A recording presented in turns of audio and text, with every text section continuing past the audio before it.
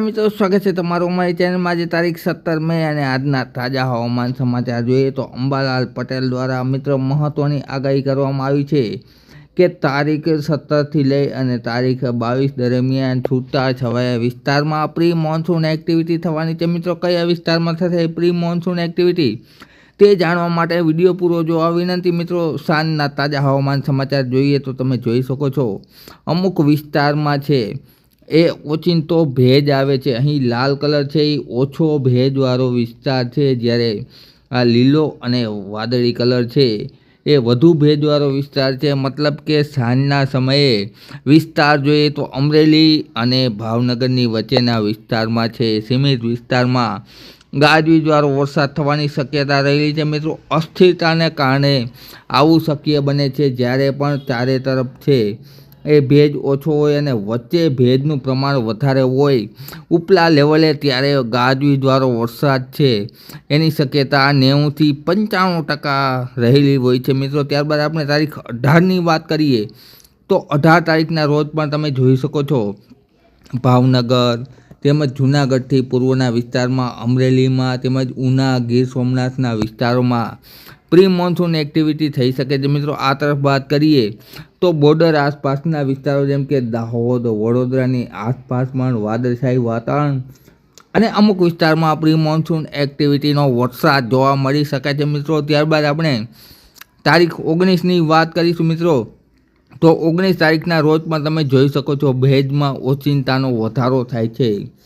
બોર્ડરની ચારે તરફ વધારે ઓછો ભેજ રહેલો છે, જ્યારે વચ્ચેના ભાગમાં અહીં મેં આકૃતિ દોરેલી છે તે વચ્ચેના ભાગમાં ભેજનું પ્રમાણ છે એ વધારે પ્રમાણમાં છે જોવા મળી રહ્યું છે। મતલબ કે આ વિસ્તારોમાંથી અમુક વિસ્તારમાં છે એ ગાજવીજવાળો વરસાદ થઈ શકે છે। ગોંડલ તેમજ અમરેલી, આ ઉપરાંત બોટાદનો વિસ્તાર, એમાં ઝૂમ કરી અને આપણે વિગતવાર જોઈએ તો જસદણ, અમરેલી, ગોંડલ સહિતના વિસ્તારોમાં છૂટાછવાયા વિસ્તારોમાં છે એ ગાજવીજવાળો વરસાદ જોવા મળી શકે છે। મિત્રો તારીખ 19ના રોજ ત્યારબાદ આપણે તારીખ 20ની વાત કરીએ તો 20 તારીખના રોજ પણ તમે જોઈ શકો છો ભેજમાં તરત જ ગાબડું પડે છે બપોર બાદના સમયે।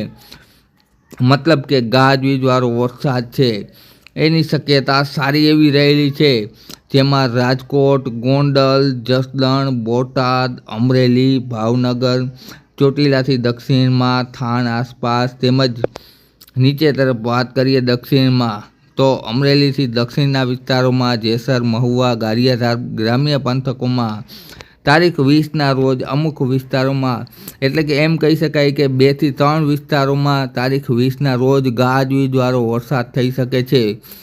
જ્યારે આ તરફ વાત કરીએ તો દ્વારકા, જામનગર તેમજ કચ્છ, જૂનાગઢથી પશ્ચિમમાં તેમજ સાથે સાથે સુરત આસપાસના વિસ્તારમાં જ્યાં પણ લાલ કલર જેવો ભેજ દેખાય છે ત્યાં શક્યતા ઓછી છે, ત્યાં ગાજવીજવાળો વરસાદ નહીં થઈ શકે। મિત્રો ત્યારબાદ આપણે તારીખ 21ની વાત કરીએ તો જો તમે જોઈ શકો છો 21 તારીખના રોજ પણ 11 વાગે સવારના સમયે છે એ ભેજ સાવ ઓછો હોય છે, પરંતુ સાંજના સમયે સીધું ભેજમાં ગાબડું પડે છે અને ભેજનું પ્રમાણ ઓચિંતાનું વધી જાય છે। મતલબ કે અસ્થિરતાના હિસાબે ગાજવીજવાળા વરસાદની શક્યતા એ વિસ્તારમાં વધુ રહેલી છે। મિત્રો જેમાં ફરીથી એ જ વિસ્તારો અમરેલી, બોટાદ, ચોટીલા, રાજકોટથી પૂર્વના વિસ્તારોમાં તેમજ સુરેન્દ્રનગર, સાળંગપુર સહિતના વિસ્તારોમાં ગાજવીજવાળો વરસાદ છે એ 3 થી 4 વિસ્તારોમાં થઈ શકે છે। મિત્રો તો આ રીતે તમે જોઈ શકો છો ભેજનું પ્રમાણ વધતા પ્રી મોન્સૂન એક્ટિવિટી છે એ અમરેલી તેમજ બોટાદ, સુરેન્દ્રનગર, ભાવનગર, રાજકોટ સહિતના વિસ્તારોમાં, જૂનાગઢ સહિતના અમુક વિસ્તારોમાં થઈ શકે છે।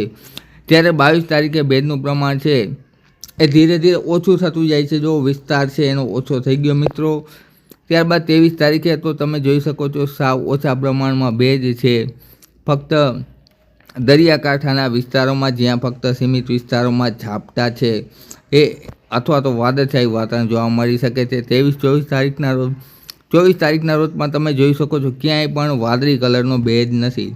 મતલબ કે 17થી લઈ અને 22 તારીખ સુધી અંબાલાલ પટેલની આગાહી મુજબ છે પ્રી મોન્સૂન એક્ટિવિટી થવાની છે। મિત્રો આ વિસ્તારોમાં અને અન્ય વિસ્તારોમાં પણ આગળના દિવસોમાં ભેજ વધવાથી શક્યતા રહેલી છે। મિત્રો તે બાબતે અમે આવનારા દિવસોમાં તમારી સમક્ષ વિડીયો દ્વારા માહિતી રજૂ કરતા રહીશું. માટે અમારી ચેનલ સબસ્ક્રાઈબ કરી વિડીયો લાઈક તથા શેર કરી દેજો મિત્રો. વિડીયો જોવા બદલ ખૂબ ખૂબ આભાર.